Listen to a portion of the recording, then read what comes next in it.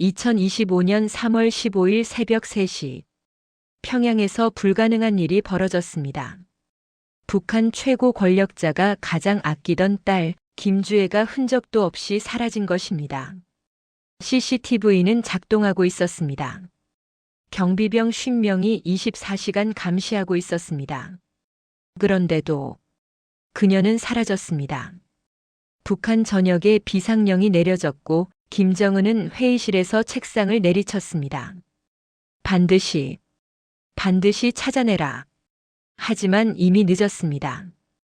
그녀는 북한 역사상 가장 위험한 탈출을 시작했습니다. 그리고 72시간 후 그녀는 대한민국 땅을 밟게 됩니다. 도대체 무슨 일이 있었던 걸까요? 지금부터 그 충격적인 72시간의 기록을 여러분께 공개합니다. 구독과 좋아요는 이 영상이 더 많은 분들께 전달될 수 있도록 도와줍니다. 자, 이제 시작하겠습니다. 세상 사람들은 김주애를 부러워했습니다. 북한의 공주, 미래의 후계자, 세상 모든 것을 가진 소녀. 하지만 그것은 착각이었습니다. 주애의 하루는 지옥이었습니다. 아침 6시 정각. 알람 소리가 아닌 경비병의 발소리에 눈을 뜹니다. 세면 시간 7분. 식사 시간 15분. 모든 것이 초 단위로 통제됩니다. 화장실에 가려면 보고해야 합니다. 창문을 열고 싶어도 허락이 필요합니다. 웃고 싶을 때도 울고 싶을 때도 감정 표현은 보안상 위험으로 간주됩니다. 주애의 방에는 12개의 CCTV가 있었습니다. 침대 위, 책상 앞, 옷장 옆. 사각지대가 단 한 곳도 없었습니다. 친구가 없었습니다. 같은 나이 아이들과 어울리는 건 보안 위험이었기 때문입니다. 교육은 하루 10시간. 주체 사상, 수령론, 당의 역사. 질문은 배신이고 의심은 죄였습니다.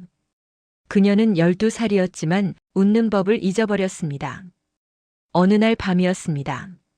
주애는 몰래 숨겨둔 낡은 라디오를 켰습니다. 할아버지가 어렸을 적 숨겨둔 것이었죠. 지지직, 지지직. 갑자기 선명한 목소리가 들렸습니다. 여기는 대한민국 KBS 제1라디오입니다. 오늘 서울의 날씨는 맑고 화창합니다.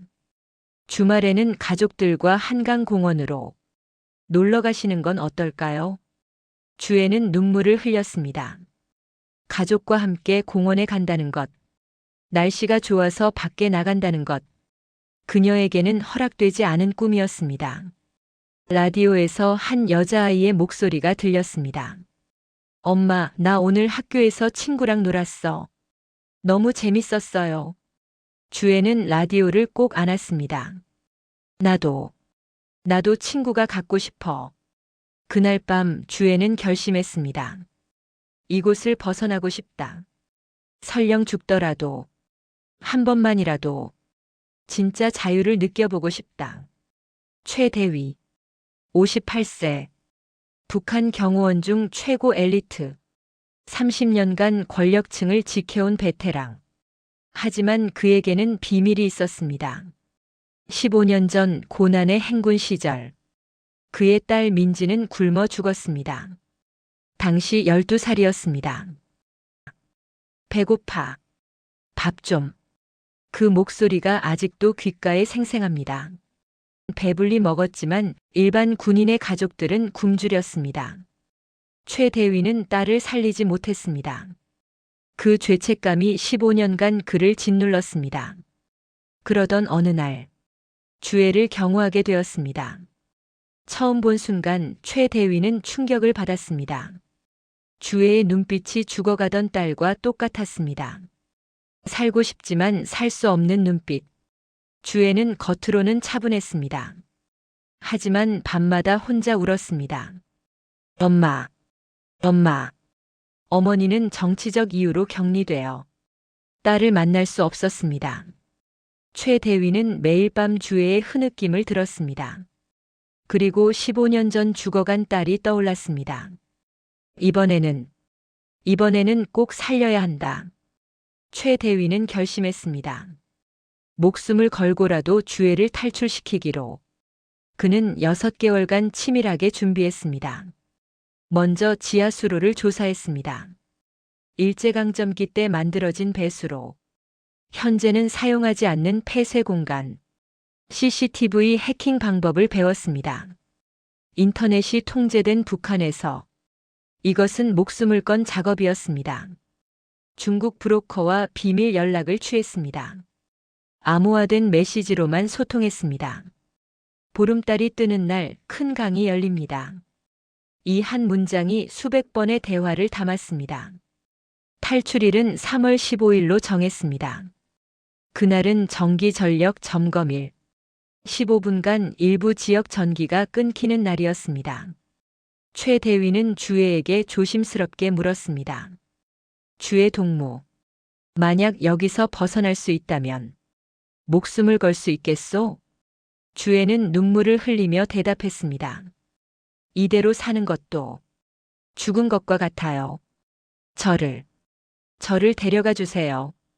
2025년 3월 15일 새벽 3시 30분 최 대위는 마지막으로 시계를 확인했습니다. 10분 후면 전기가 끊깁니다.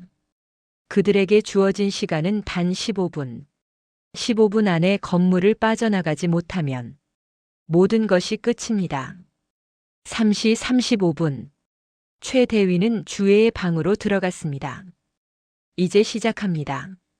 준비됐습니까? 주애는 떨리는 손으로 고개를 끄덕였습니다. 3시 40분 정각. 평양 동부 전력이 차단되었습니다. 동시에 CCTV 화면이 루프 영상으로 전환됩니다. 최 대위가 3개월 전에 해킹해둔 시스템입니다. 화면상으로는 주애가 여전히 자고 있습니다. 지금이다. 두 사람은 어둠 속을 달렸습니다. 북쪽 계단 서쪽 복도 지하 1층. 심장이 터질 듯 뛰었습니다. 그런데 거기 누구냐? 야간 순찰 중이던 경비병이 손전등을 비췄습니다. 최 대위는 순간적으로 판단했습니다. 그는 경비병에게 달려가 목을 졸랐습니다. 15초 만에 경비병은 쓰러졌습니다. 빨리 가야 합니다. 3시 47분. 남은 시간 8분. 보이부 무전에서 목소리가 들리기 시작했습니다. 3구역 경비병 응답하라. 응답 없음. 확인 바람. 긴장이 고조됩니다. 3시 50분. 그들은 정문에 도착했습니다.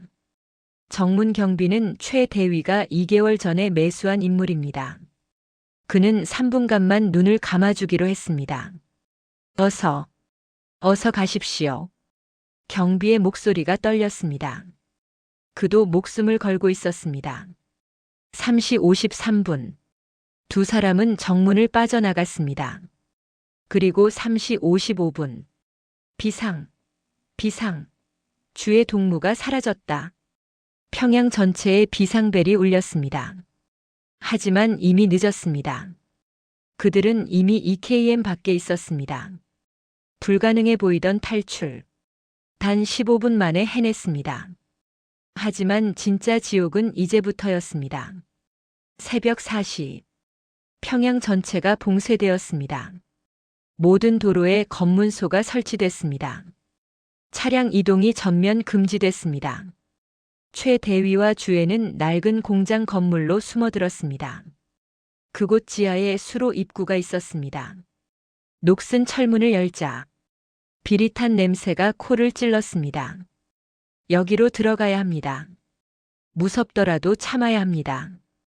주애는 두려움에 떨었지만 고개를 끄덕였습니다. 수로는 완전한 어둠이었습니다. 손전등 하나만이 유일한 빛이었습니다. 발밑에는 차가운 물이 흐르고 천장에서는 물방울이 똑똑 떨어졌습니다. 두 사람은 2시간 동안 걸었습니다. 목표는 대동강 하류 폐선 착장. 그곳에서 배를 타고 서해로 나갈 예정이었습니다. 그런데 갑자기 거기서 어둠 속에서 여러 명의 남자들이 나타났습니다. 무장 밀수 조직이었습니다. 이들은 중국과의 밀무역을 위해 이 수로를 비밀 통로로 사용하고 있었습니다.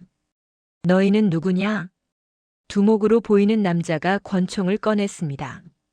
최 대위는 침착하게 대답했습니다. 그냥 지나가는 사람들이요. 하지만 조직원 하나가 손전등으로 주애의 얼굴을 비췄습니다. 잠깐. 이 얼굴은 세상에. 이거 김주애 아니야? 조직원들의 눈빛이 변했습니다. 이걸 중국 브로커들한테 넘기면 우리 평생 먹고 살 수 있어. 그들은 주애를 납치해서 중국에 팔아넘길 생각이었습니다. 주애는 공포에 떨며 뒤로 물러났습니다. 아저씨. 최 대위는 주애를 뒤로 밀어냈습니다. 이 아이에게 손대지 마시오. 조직원 4명이 동시에 덤벼들었습니다. 최 대위는 30년 무술 실력을 발휘했습니다. 첫 번째 남자의 팔을 꺾었습니다. 으악! 두 번째 남자의 다리를 걸어 넘어뜨렸습니다. 세 번째 남자가 칼을 휘둘렀습니다. 최 대위는 그의 손목을 잡아 비틀었습니다. 칼이 바닥에 떨어졌습니다. 하지만 두목이 총을 겨눴습니다. 움직이면 쏜다. 최 대위는 재빨리 떨어진 칼을 집어 두목의 손에 던졌습니다. 총이 바닥에 떨어졌습니다. 최 대위가 총을 주었습니다.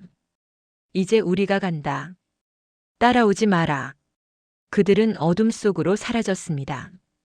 주애는 떨리는 목소리로 물었습니다. 아저씨, 저 정말 살 수 있을까요? 최 대위는 단호하게 대답했습니다. 반드시 살립니다. 내 목숨을 걸고. 새벽 6시 30분. 대동강 하류 폐선 착장. 브로커가 준비한 낡은 어선이 기다리고 있었습니다. 이걸 타고 남쪽으로 가야 합니다. 최 대위는 엔진을 점검했습니다. 다행히 작동했습니다. 오전 7시. 그들은 출항했습니다. 목표는 북방 한계선에 내릴 단 50km만 가면 대한민국입니다. 하지만 북한 해군은 이미 움직이고 있었습니다. 모든 경비정 비상 출동. 김주애를 찾아라. 어떤 배도 놓치지 마라. 경비정 20척이 서해안 전체를 뒤지고 있었습니다. 오전 9시. 수평선에 경비정이 나타났습니다. 저기다. 최 대위는 엔진을 최대 출력으로 올렸습니다. 경비정의 확성기에서 소리가 들렸습니다. 즉시 정지하라. 불응시 격침한다. 조명탄이 하늘을 가르며 날아올랐습니다. 밤처럼 어두운 바다가 대낮처럼 밝아졌습니다. 타타타탕. 기관총 소리가 울렸습니다. 총탄이 배 주변 물에 박혔습니다. 주애는 바닥에 엎드려 울었습니다. 죽는 건가요? 저희 죽는 건가요? 최 대위는 주애를 꼭 안았습니다. 아니요. 오늘은 우리가 꼭 살아남는 날이요. 경비정이 점점 가까워졌습니다. 200m, 150m, 100m. 최후 경고다. 즉시 정지하라. 바로 그때 최 대위는 엔진을 껐습니다. 왜 엔진을 꺼요? 조용히 하세요. 이게 유일한 방법입니다. 배는 파도에 흔들렸습니다. 엔진 소리가 없어진 배는 레이더상에서 표류선처럼 보였습니다. 경비정은 그들을 지나쳤습니다. 표류선 발견. 계속 수색한다. 10분 후 경비정이 완전히 멀어졌습니다. 최 대위는 조심스럽게 엔진을 다시 켰습니다. 이번에는 저속으로. 오전 11시 30분. 그들은 NLL OKM 지점까지 왔습니다. 하지만 또다시 경비정 3척이 나타났습니다. 이번에는 포위됐습니다. 도망칠 곳이 없었습니다. 최 대위는 마지막 수단을 꺼냈습니다. 붉은 신호탄. 이게 마지막 희망입니다. 그는 신호탄을 하늘로 쏘아 올렸습니다. 붉은 불꽃이 하늘 높이 올라갔습니다. 오전 11시 45분. 백령도 근처를 순찰하던 대한민국 해군 레이더 요원이 신호를 포착했습니다. 함장님, NLL 근처에서 신호탄 발견. 좌표 확인. 즉시 출동. 해군 고속정 3척이 출동했습니다. 북한 경비정들은 주해의 배를 포위하고 있었습니다. 마지막 경고다. 배에서 내려라. 주해는 공포에 질려 울고 있었습니다. 바로 그때 남쪽에서 강력한 엔진 소리가 들렸습니다. 대한민국 해군 고속정이었습니다. 여기는 대한민국 해군이다. 확성기를 통한 단단한 목소리. 북한 경비정은 즉시 철수하라. 이곳은 우리 대한민국 영해다. 그 목소리는 죽음의 문턱에 선 두 사람에게 천사의 목소리처럼 들렸습니다. 주해는 눈물을 흘리며 중얼거렸습니다. 살았다. 우리 살았어. 한국 해군 고속정 3척이 그들과 북한 경비정 사이를 가로막았습니다. 북한 경비정은 잠시 망설이더니 결국 북쪽으로 방향을 틀었습니다. 탑승자분들 안전합니다. 저희 배로 올라오십시오. 해군 병사들이 다가왔습니다. 주해는 그제야 긴장이 풀렸는지 그 자리에 주저앉았습니다. 최 대위는 그녀를 부축했습니다. 그들을 살린 것은 단 200m의 거리, 그리고 하늘이 준 기적이었습니다. 같은 시각 평양. 김정은은 집무실에서 보고서를 받고 있었습니다. 최고 지도자 동지, 보위부 간부의 목소리가 떨렸습니다. 주해 동무가 남한으로. 김정은은 책상을 주먹으로 내리쳤습니다. 쾅! 그 아이를 반드시 데려와라. 관련자 모두 처형하라. 북한 전역에 붉은 코드가 내려졌습니다. 주해를 지키던 경비병 50명 전원 체포. 정문 경비 즉시 처형. 보위부 책임자 숙청. 한 사람의 탈출이 수백 명의 목숨을 앗아갔습니다. 북한 언론은 완전 침묵했습니다. 이 사건은 절대 외부에 알려져서는 안 되는 일이었습니다. 하지만 내부적으로는 체제 전체가 흔들리고 있었습니다. 후계자가 탈출했다. 체제에 대한 배신이다. 우리도 언젠가. 속삭임이 퍼져나갔습니다.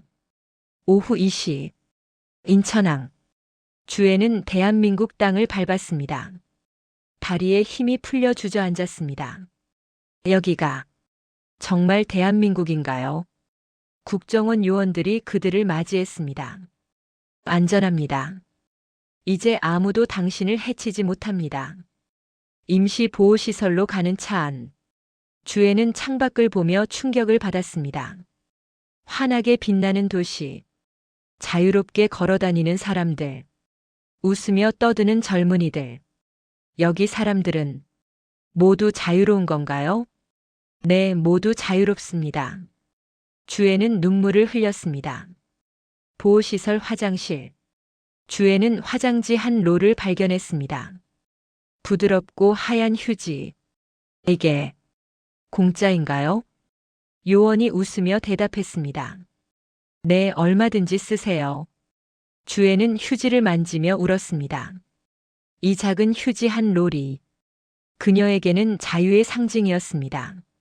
3일 후 국정원 조사가 끝났습니다. 그녀의 신분이 확인되자 대한민국 전체가 충격에 빠졌습니다. 언론이 떠들어댔습니다. 북한 후계자 망명, 김정은의 딸 탈북. 하지만 주해는 기자들 앞에서 말했습니다. 저는 이제 누구의 딸이 아닙니다. 그냥 한 사람이고 싶습니다. 제 이름은 이제 주해가 아니라 제가 선택한 이름으로 살고 싶습니다. 그녀는 이유진이라는 이름을 선택했습니다. 자유로운 이유, 진짜 나의 진. 이유진으로 살고 싶어요. 보호시설에서 그녀는 새로운 삶을 배우기 시작했습니다. 한글 교육, 민주주의 교육, 문화 적응 프로그램. 그녀는 열심히 배웠습니다. 어느 날 상담사가 물었습니다. 유진아, 뭐가 제일 좋니? 유진은 웃으며 대답했습니다. 아침에 일어나서 오늘 뭐 할지 제가 정할 수 있는 거요. 친구 만날지, 책 볼지, 산책할지 모든 걸 제가 선택할 수 있잖아요. 그 말을 듣고 상담사도 눈시울이 붉어졌습니다. 우리에게는 너무나 당연한 자유가 그녀에게는 꿈만 같은 일이었습니다. 이 이야기는 픽션입니다. 하지만 완전한 거짓말은 아닙니다. 지금 이 순간에도 수많은 북한 주민들이 자유를 꿈꾸며 탈출을 시도하고 있습니다. 2024년 기준 약 3만 4천 명의 탈북민이 대한민국에서 살고 있습니다. 그들 각자에게는 오늘 영상과 같은 드라마가 있습니다.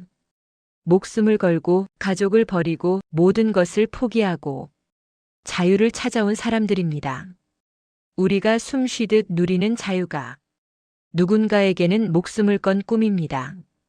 이 영상을 보시는 여러분께 부탁드립니다. 우리가 누리는 자유가 얼마나 소중한지 기억해 주세요. 그리고 아직도 어둠 속에서 자유를 꿈꾸는 북한 주민들을 잊지 말아주세요. 구독과 좋아요는 이 이야기를 더 많은 사람들에게 전달하는 데 큰 힘이 됩니다. 시청해 주셔서 감사합니다.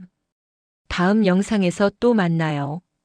본 영상은 완전한 픽션입니다. 실제 인물 및 사건과 무관합니다. 탈북민 인권 보호를 위해 제작되었습니다.